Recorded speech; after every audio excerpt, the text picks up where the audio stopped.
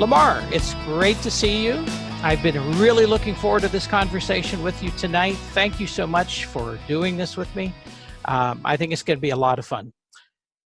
But in the spirit of full disclosure, I think we should probably let people know that are viewing this that we are no strangers to each other. We have known each other a very long time, probably somewhere in the neighborhood of about 50 years, I'm guessing. We grew up not far from each other in Southeast Iowa. We've known each other since we were in high school. We probably know a few secrets of each other's, but we're not going to talk about any of those tonight whatsoever.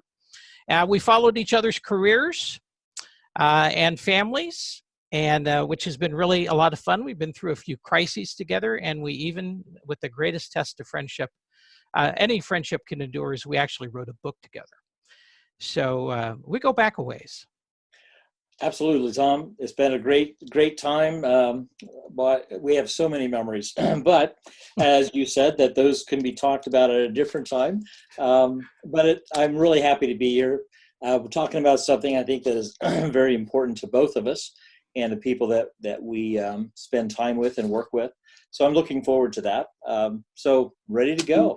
Well, I can assure you that when we get together and talk about those times, we will not be recording it. So, thank you very much. Yeah. Well, let's start by learning just a little bit more about Hesston, Kansas. I visited you there on a couple of occasions, and it's a lovely town. But I'm guessing that a lot of folks that may be viewing this video maybe don't even know where Hesston, Kansas is, let alone even been there. So what can you tell us about Hesston and Excel Industries, by the way?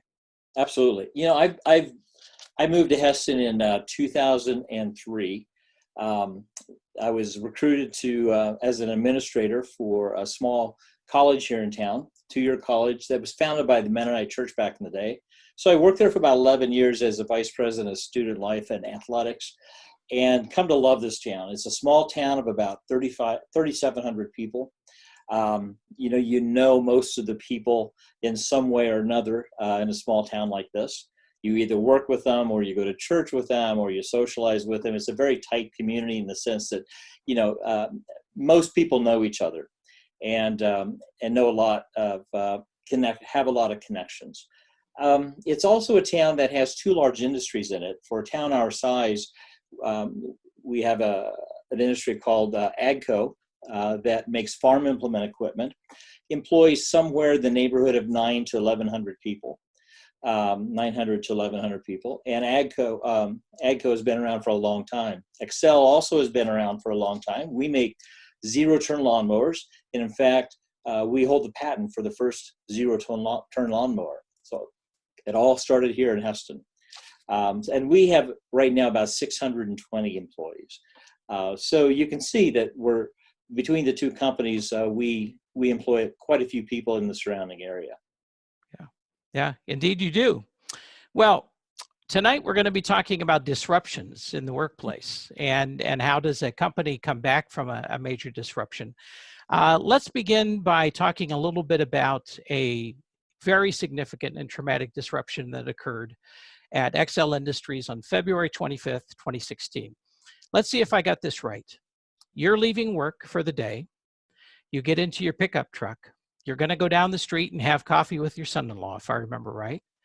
And all of a sudden, the chief of police pulls up in the cruiser and parks right behind your truck.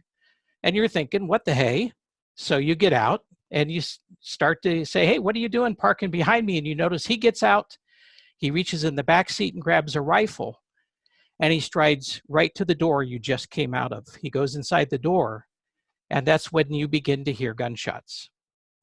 And you later find out that a gunman has entered the building, and with a semi-automatic rifle and an automatic pistol, and he's shooting randomly.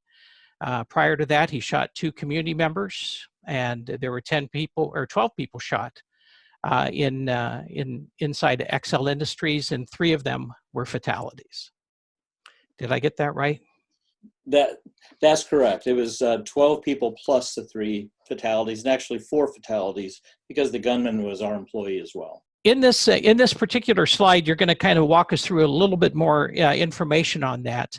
And the thing that I would be really interested in hearing about too, Lamar, is overall, what lessons did you learn, did you and Excel learn as a result of going through that particular very traumatic disruption? Sure. Once again, a small town of 3,700 people. And I have a note here that says the town grew by 700 in a matter of hours.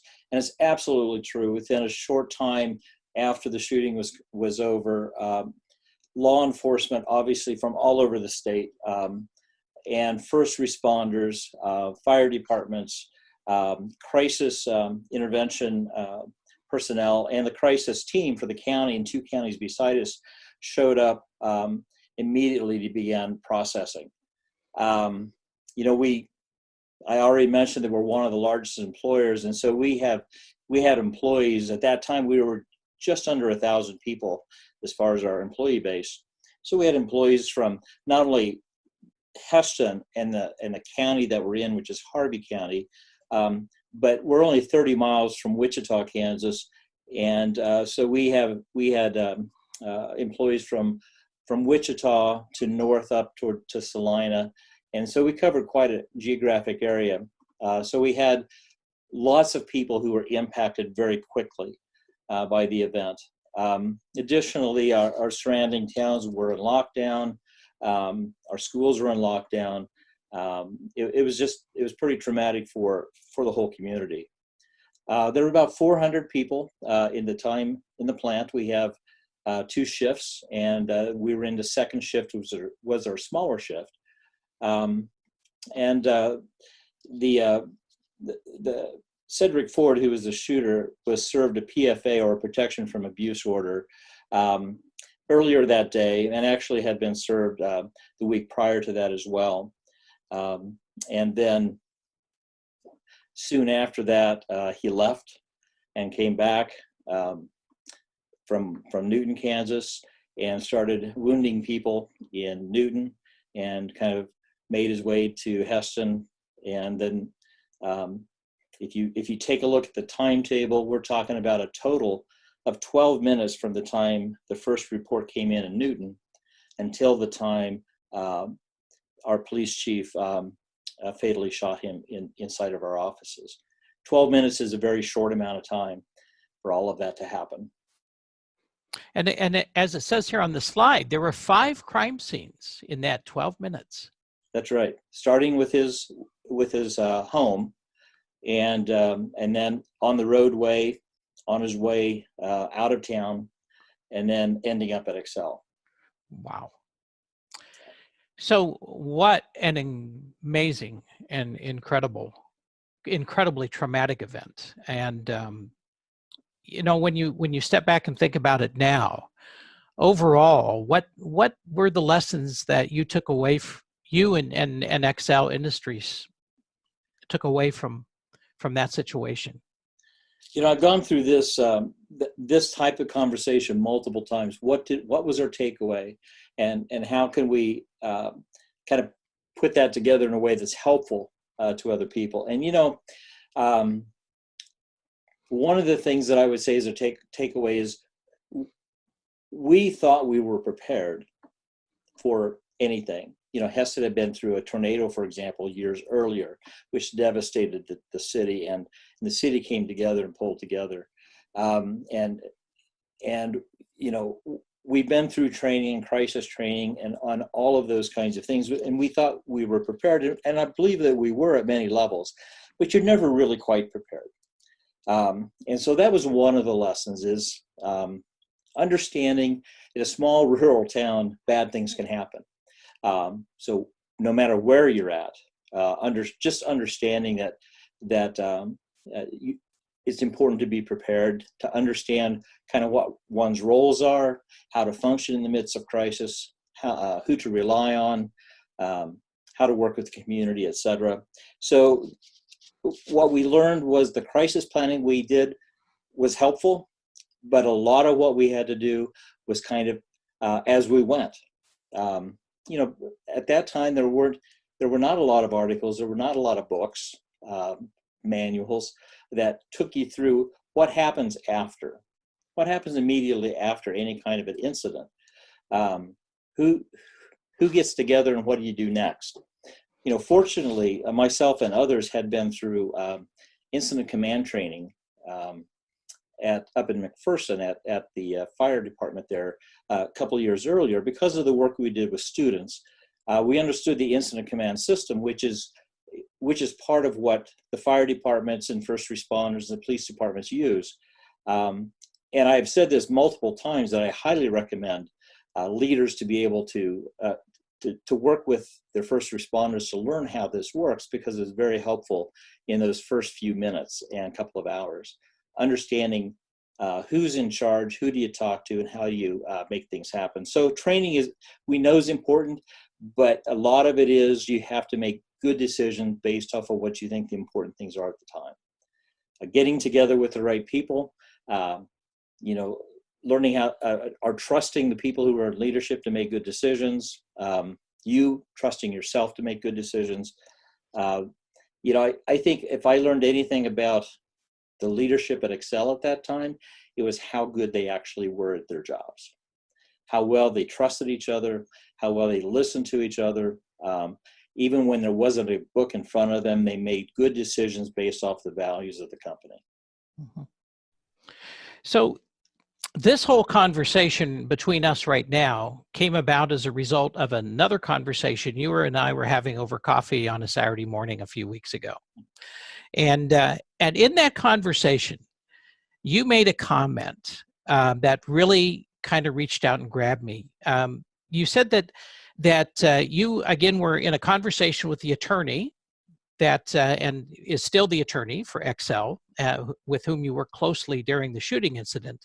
You were having a conversation with him, and you both agreed that, dealing with this pandemic feels a lot like dealing with the shooting. And I was really fascinated by that comment. So can you say more about that?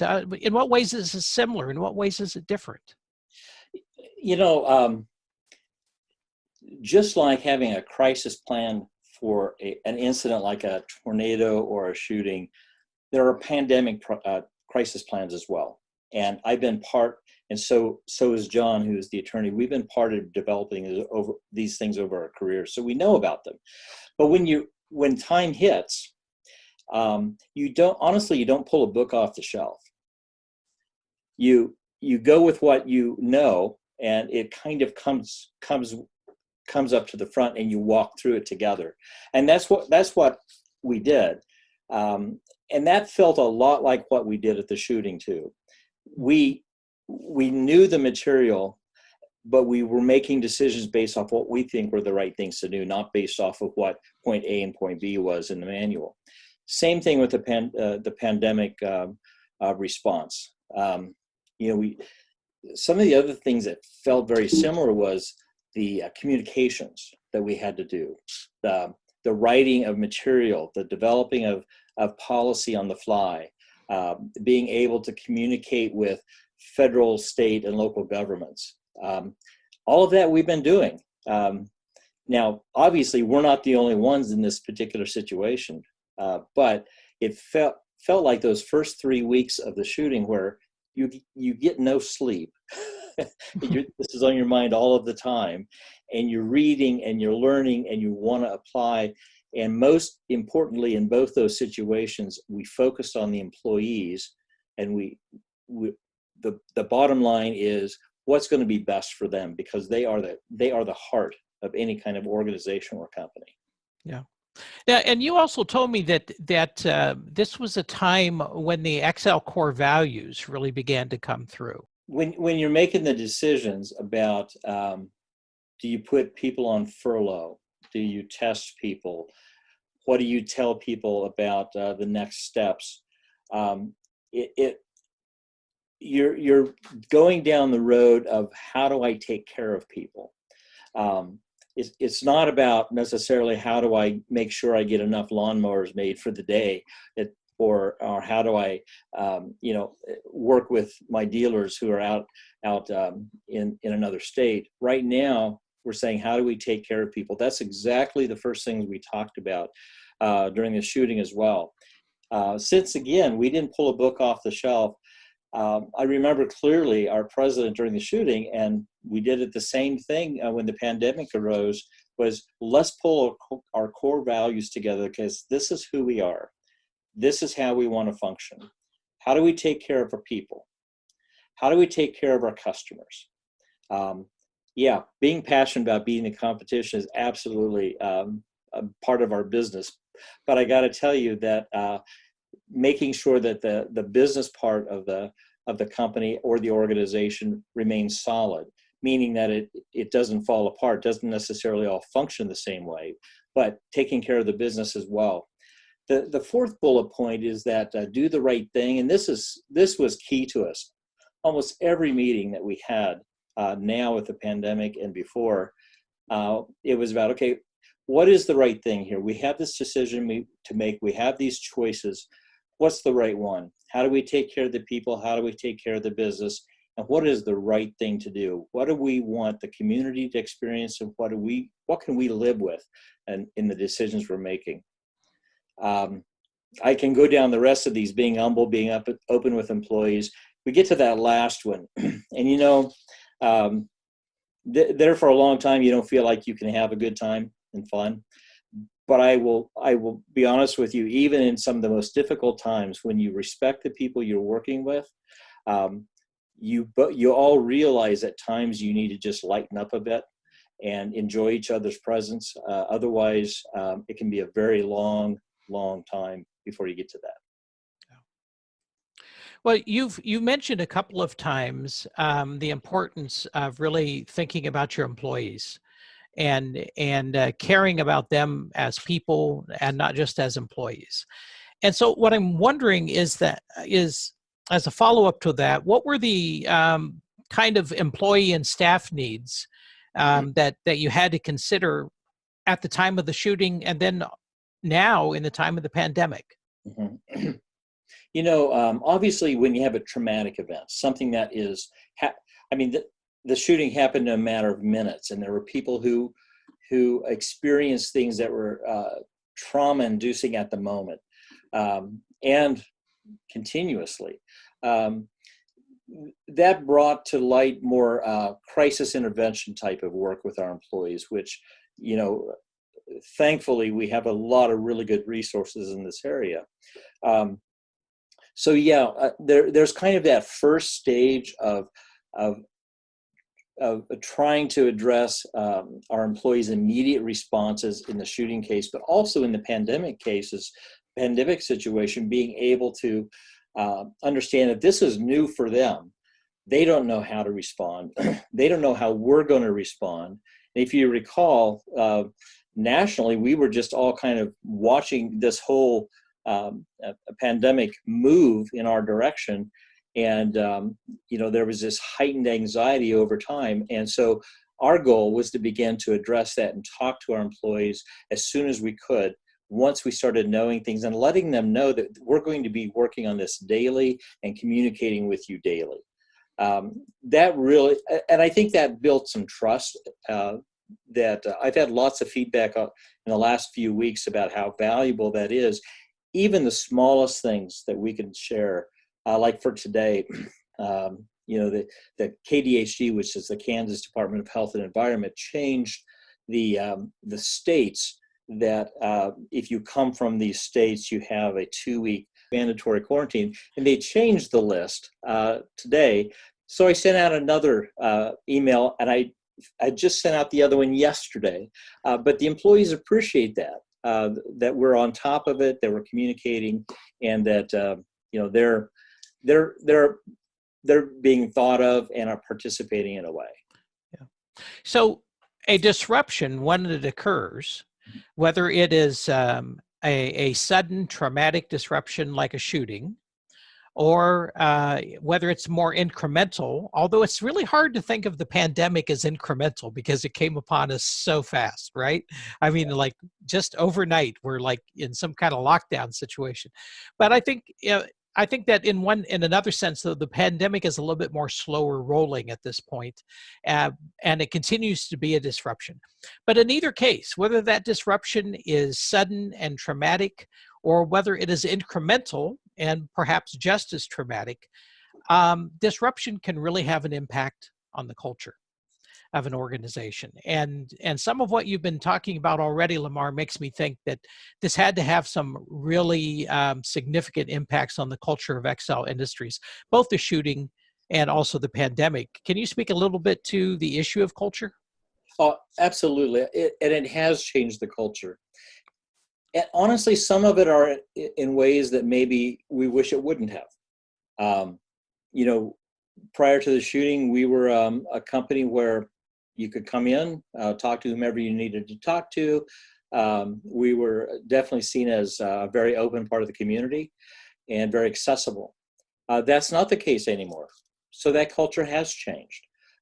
We do have a security protocol and personnel that we put into place that our employees are very appreciative of. But that has changed the culture. Other things, however, I think have been quite positive in the sense that we are really working hard at communicating with the employees, having them a part of these conversations. I'll give you an example, and we've been doing this for some time, and wasn't my idea, it was the production director's idea. We have birthday celebrations every month, and we're talking total of 600 employees, right? But we get together once a month with those who have birthdays and say, okay, what is it that we should start doing? What is it we should stop doing? And what is it you want us to continue to do? And that's the theme of our conversations. Those are the kinds of things that we put into place so that we can find ways to have this conversation and relationship with those employees at a different level than we've had before. So there's been some really positive culture changes there. When we take a look at the pandemic, again, that's changed us in a lot of ways. Like, okay, so you're going to need to stay home until you get a test result back. Plus, we're going to contact, the people you've had contact with. So let's create that list. Today I had a conversation with a gentleman who said, I was in contact with somebody that came to visit and they turned up positive. So what do I need to do? So, we walk through that together. And there is a lot more caretaking and helping people make some decisions, I think, that are really important for them and obviously important for the company. I'm really impressed with the idea of being able to be nimble and not feel like we have to go back and do things the same old way because we're familiar with them. Being able to take a look at, and I know lots of companies are doing this in organizations. How do you bring people back into the offices after they've been off for so long? How do you do it in a way that they feel safe and comfortable and looking forward to it? And how do people feel safe by the kinds of things you put in place for them? So the culture has changed in a lot of good ways. In some ways, areas where you feel a little bit of loss, but overall, I feel that it's been a good move.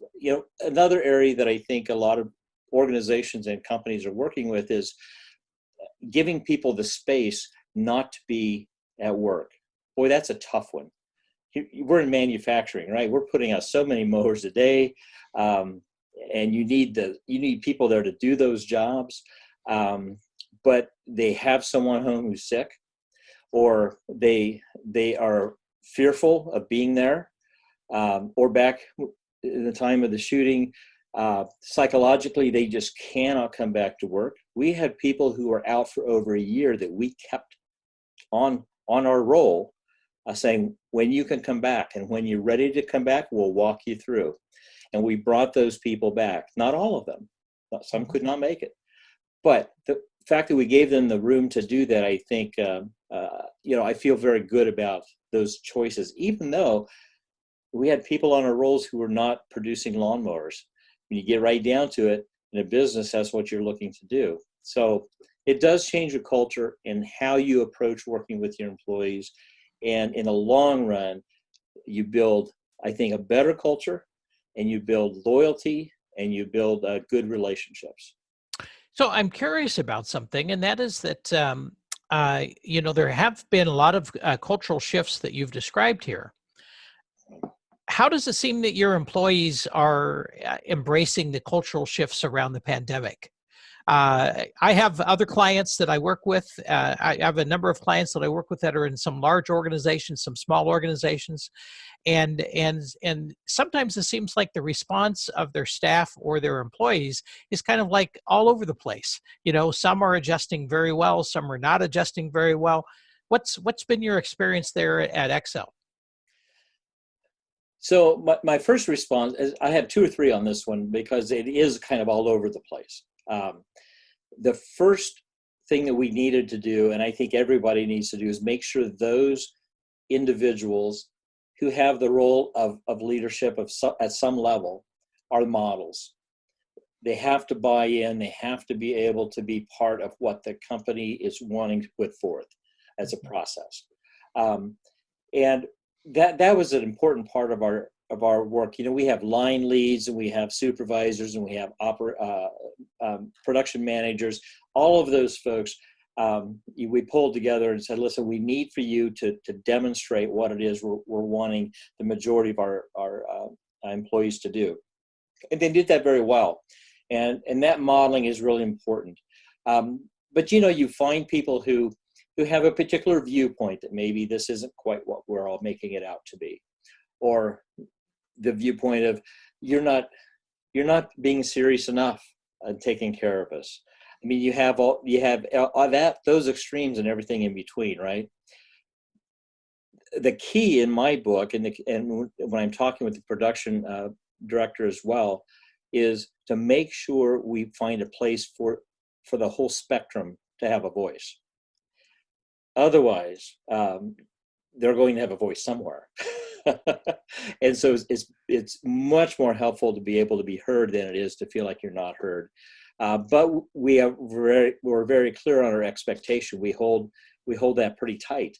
And at first, we were out there, we were watching, and it wasn't about watching to see who was complying and who was not. It was really more about, how is this working?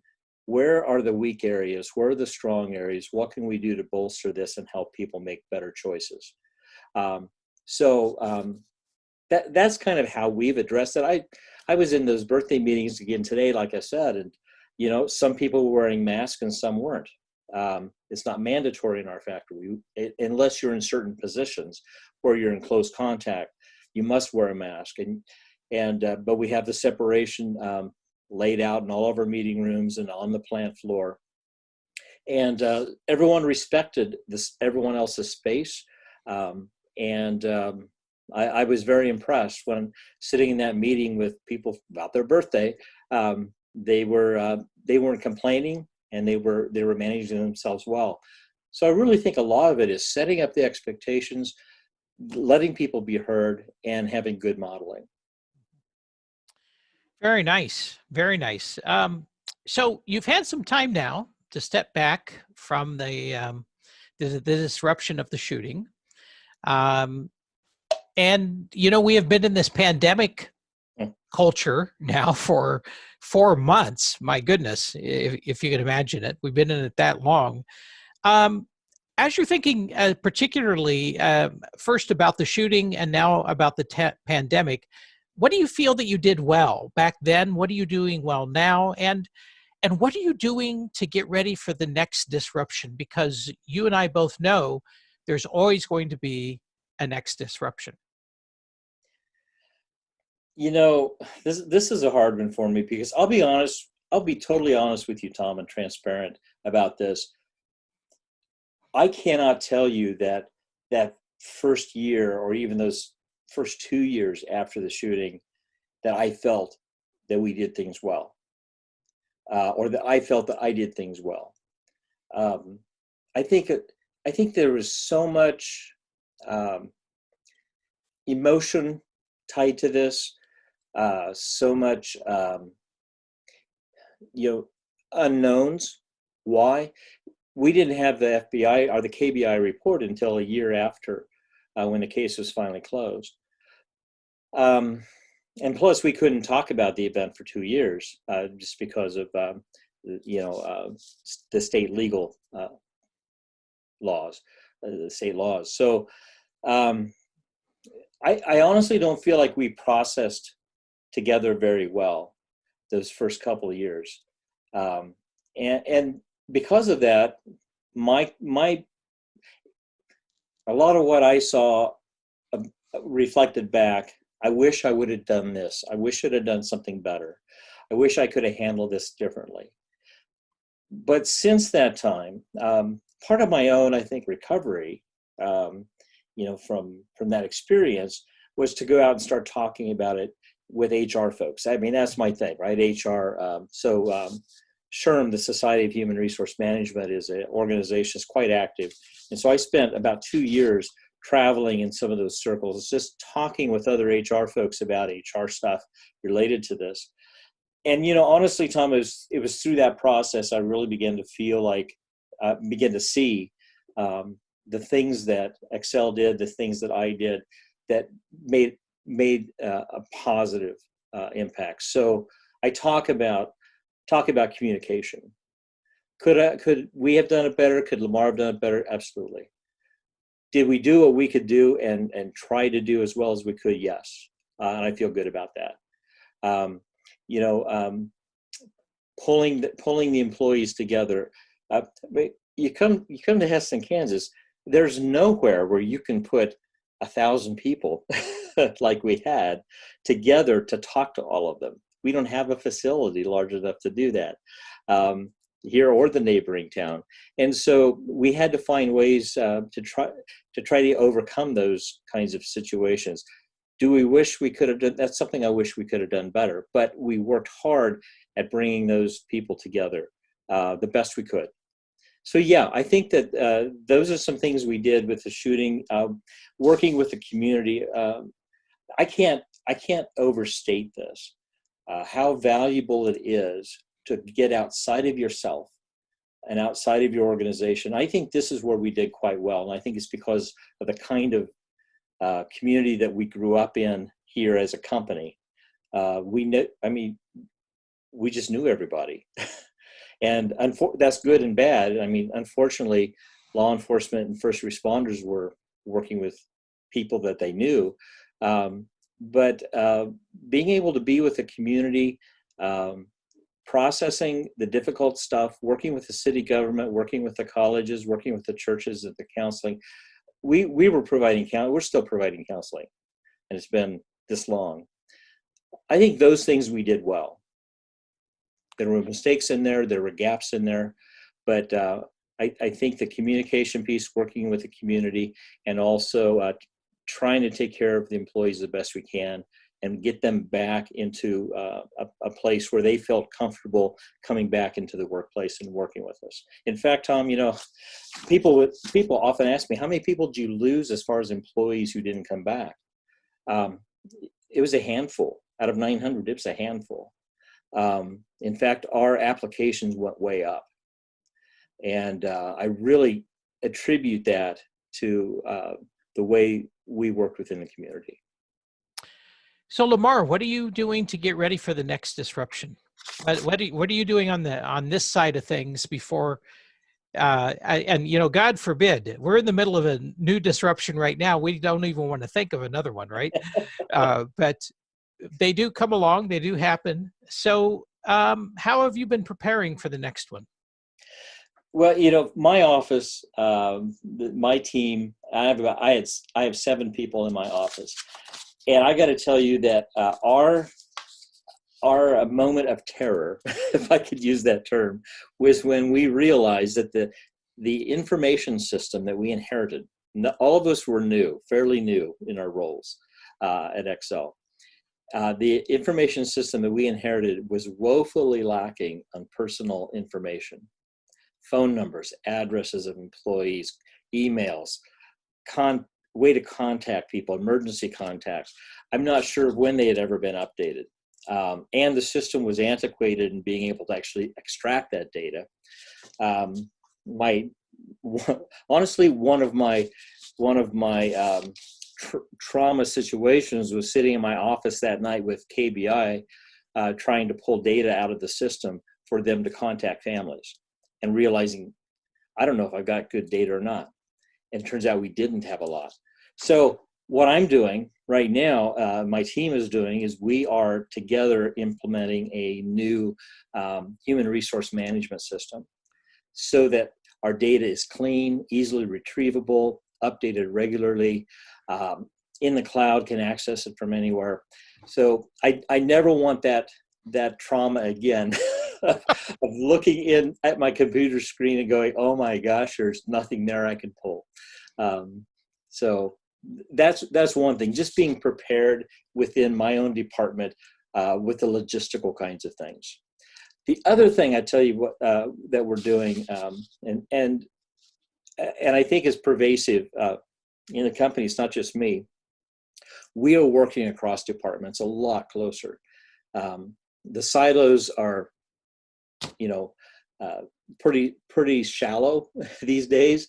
We realize I need to work with legal. I need to work with production. They need to work with HR. We just don't have those boundaries like we used to. That is another way I think we're preparing, and that's what really has helped us during this pandemic, is that we got the right people around the table. Our CEO brought the right people to the table.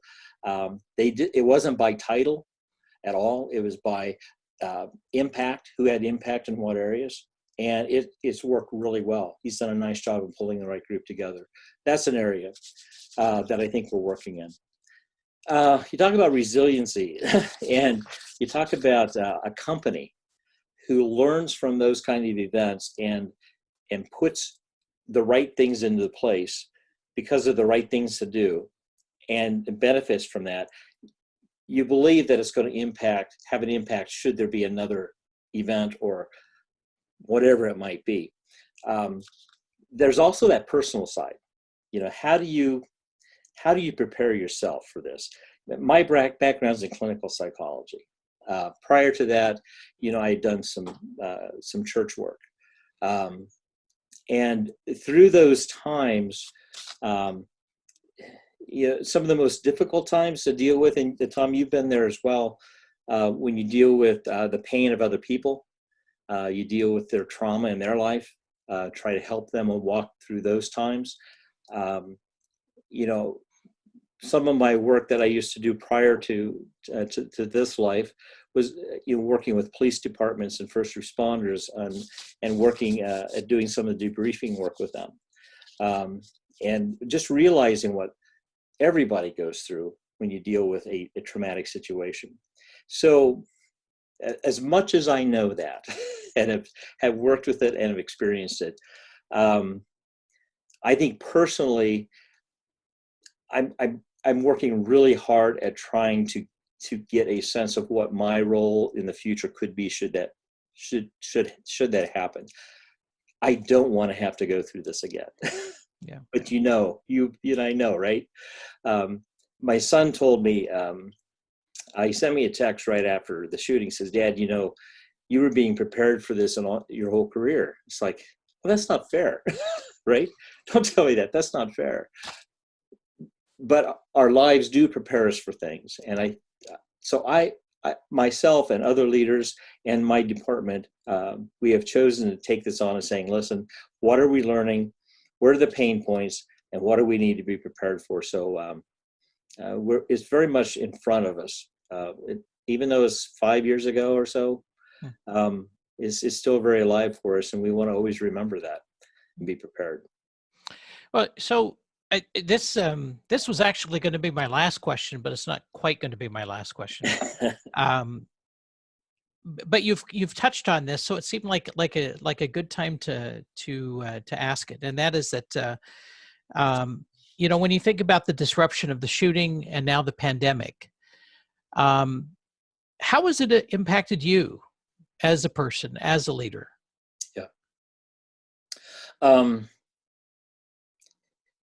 It's like what I said before, with a company or organization. There are things that make it stronger, and things that you wish wouldn't have happened and are problematic. I carry my own things with that, right? Things that I deal with. But as a leader, I think what it's giving me is the it's given me energy is the wrong word. Motivation may be a better word, or gumption to really face things, face them head on. I know it's better to do that, even if it's painful for a bit. That sounds so trite, but it's when you deal with those kinds of things in these pandemics and difficult times, by heading them head on, you see them for what they are. They're rarely as big as you think, and you can move on. I think about one of the quotes, I couldn't quite remember it, so I had to go back and research it. So I hope, forgive me for this, but it was such an important quote for me. It's a Nelson Mandela quote about being resilient.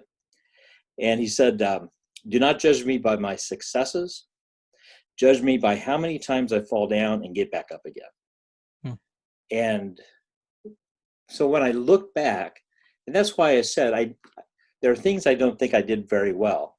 But when I look back, it wasn't that we gave up. It's that we got up and we kept moving.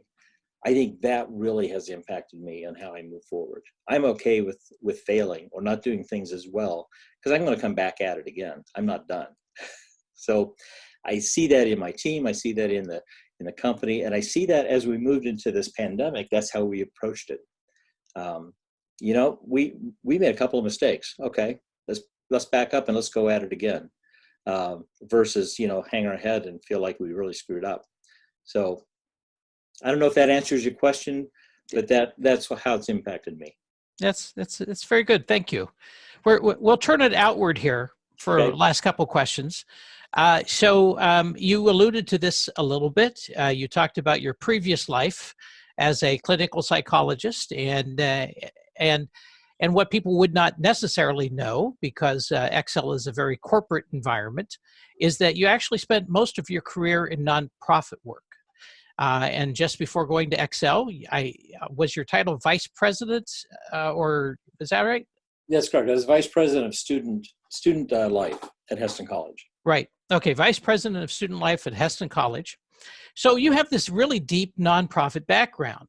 Yeah. And so you have a good understanding of the difference between what it is to work in a nonprofit organization, a nonprofit entity, and what it is to work in a corporate entity. And so I want you to think a little bit about some of the nonprofit leaders that are out there that are trying to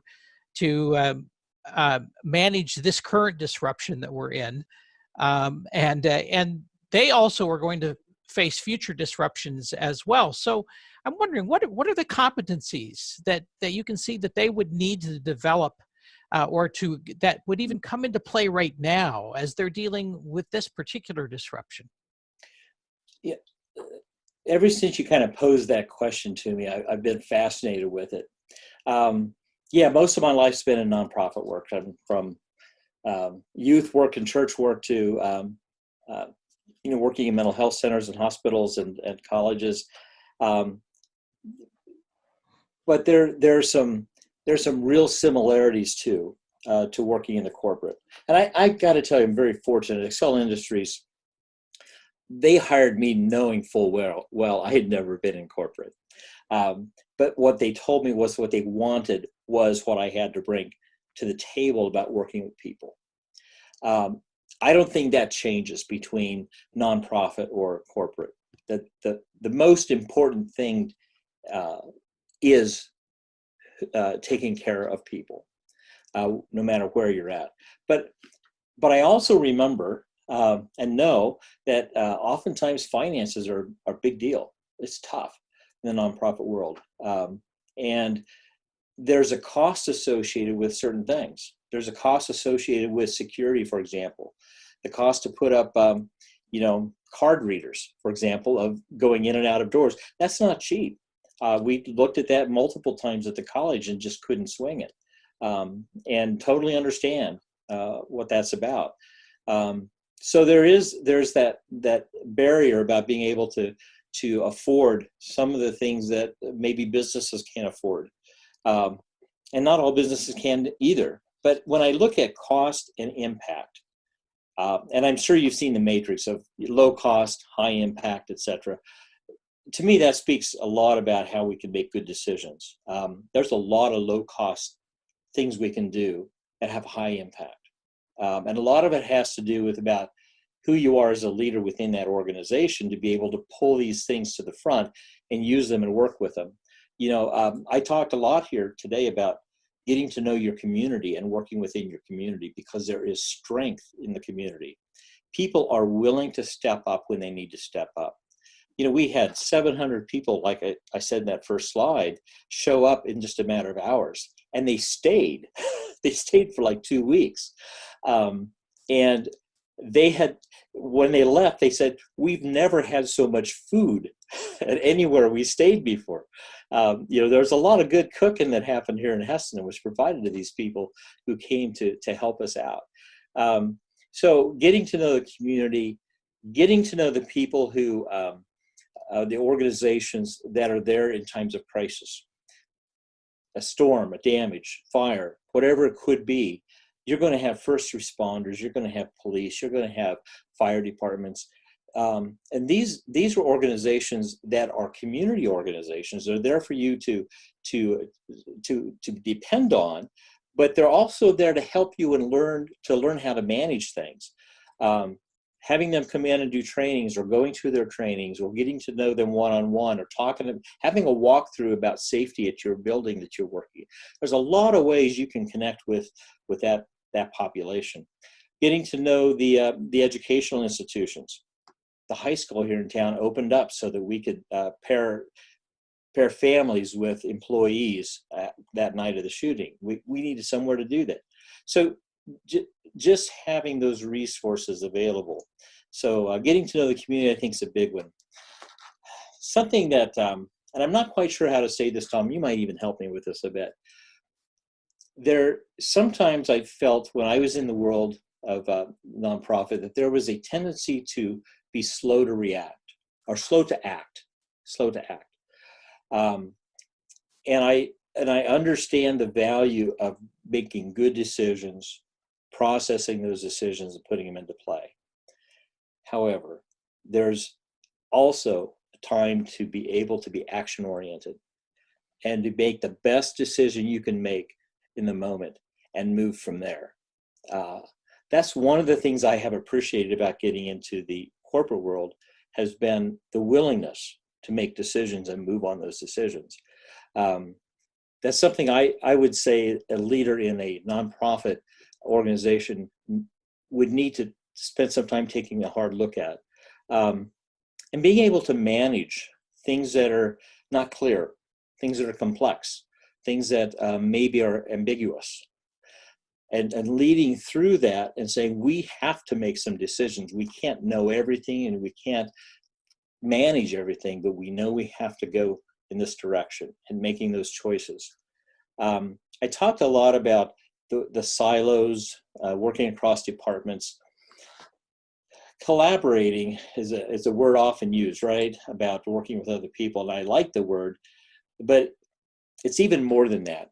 It's about learning how to depend on each other and be interdependent, maybe is a good word, outside of yourself, and being willing to have others be able to provide help and assistance as needed. Bringing other people to the table when there's a crisis or when there's a problem, not just who you are, but people you know you can trust because you've built those relationships, right?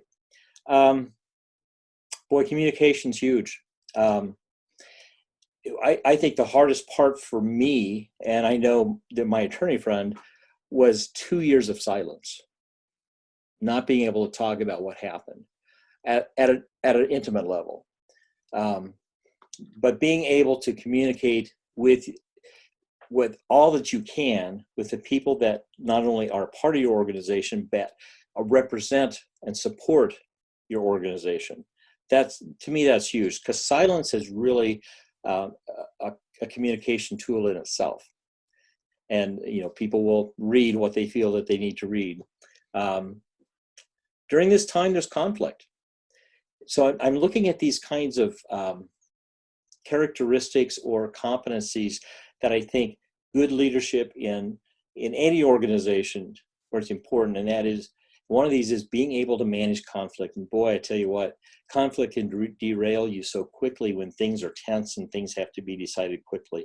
And learning how to respect and trust the people around you. So those are a few things off the top of my head. But as I've worked in the nonprofit world, realizing that there are unique pieces to that I think in the time of crisis really need to be moved past and challenged.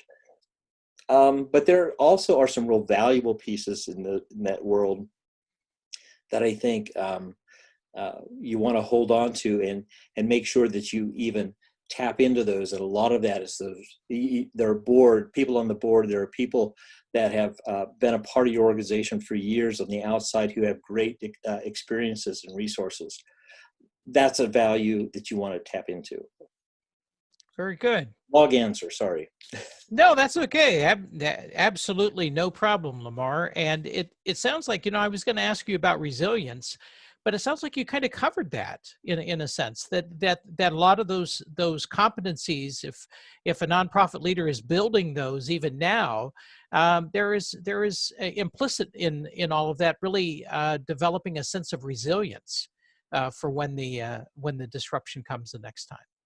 Yeah, I think so. I believe so. And you can't draw on something in a time of a crisis or a problem if you haven't developed it already. It's not something that just suddenly appears. It is something that I think leaders and organizations need to intentionally develop from within and pay attention to, because it will. You hope you never have to go through any of these kinds of things, but that sometime you're going to be challenged. Yeah, most definitely. Well, I have really had a good time talking to you about this tonight. And as much as we talk, I'm realizing there are some of these things that we've not really talked about. So this has been a really, really neat opportunity for me to pick your brain on these. And so I so really appreciate you making yourself available to talk about this. I know some of this is probably not the easiest to talk about because just as it was traumatic for the company, it was traumatic for you as well 4 years ago when you went, 4.5 years ago when you went through that tragedy. But I want to give you the last word. Is there anything else that I should have asked you about and I didn't, or anything else that you would like to say? Yeah, something I would like to talk about.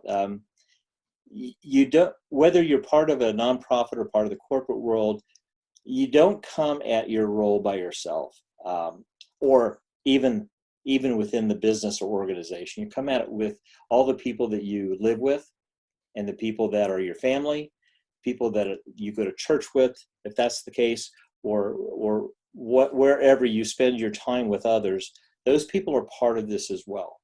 My wife is a tremendous part of this whole thing, both with the pandemic and with the shooting. And while that's difficult, because you don't want to see your spouse going through a lot of the same things you went through or going through, there is a sense of connecting with these people that I think you begin to share something that you couldn't have shared otherwise. With my son and how he handled things with the family for me while I couldn't. With my brothers and my extended family. Lots of things like that we bring to the table when we're working with whatever's in front of us. There's a whole host usually behind that we're having impact on, and they're having impact on us. So I don't want to forget that. It's one of the first responders talked about it as as a whole ripple effect. You throw the rock in the pond, you see the ripples. Yeah, all that impacts all the way out, whatever's happened. But thankfully, I was in a position, and many of us were in positions. We had people there to reach out and help us as well. Something we can pay forward sometime. Well, Lamar Roth, thank you so much, my friend, for doing this evening with me. I have really enjoyed it a lot, and I look forward to pushing this out there for other folks to view and to gain from as well. I know I've gained a lot tonight, so thank you very much. Thank you, my friend.